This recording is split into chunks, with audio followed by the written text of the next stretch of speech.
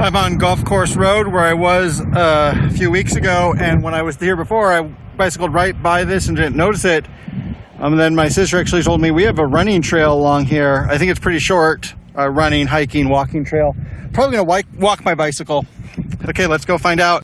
So this trail is open to the public, but it is actually private land, so the use of this trail could be rescinded at any time, it says. If people don't play nice. So I'm going to play nice. One reason I'm not on my bicycle, even though I could be, I want to be peaceful and quiet as I walk along this trail. So we have this little marshy area to the left, which is not open to the public. Stay on trail, it says, but probably interesting for wildlife viewing, maybe more at other times of the year. Here in late September, don't have a lot of wildlife, but you can maybe see some birds flying around. And I said this was a marshy area, and here you can say we have a lot of nettles, which are actually not common in Montana, or at least I don't think they're common. And at first when I saw those, I was like, oh, what type of mint is that? That's a new type of mint. Let me rub it and find out. Not a mint, although here we do have some Nepeta, which is a mint. So here you can see we're on kind of the ridge above Hamilton, the plateau just to the east of town. This trail isn't very long. I think it's like a mile long at most. I'm just going to connect to a road that goes back into town, but nice little walk for a Sunday. So as this sign says, if you can read this, Bitterroot Stock Farm. So this is part of the Stock Farm Club, which I've mentioned before. I had some erroneous information before. It's not $100,000 a year. It's $100,000 to join. Yearly dues are only $20,000, apparently. And I believe that this building in the distance, which at first I thought that this building was part of, I thought that was the Daily Mansion from a distance. That's, I believe, part of the club. Don't quote me on that.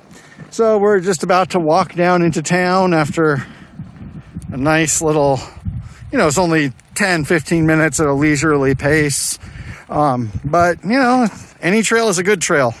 So on a more somber note, this trail is dedicated to somebody named Robert Anthony Leonardi. The RAL Trail, I was wondering where that was, and it's after his initials. And according to the bench, he passed away at the age of 9. So that's a pretty sad story, but good way to remember somebody.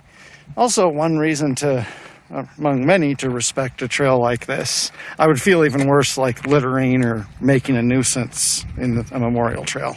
So we have an exit here, an entrance and an exit, but it also appears the trail does continue this way, and it's a Sunday afternoon, I have nothing else to do, so I'm going to see if I can follow the trail this way for a while.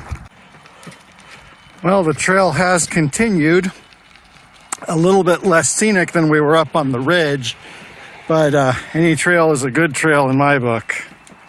And I don't know how long it's going to continue like this. I thought we were almost to where we would rejoin the road. And here we've come to the exit of the trail.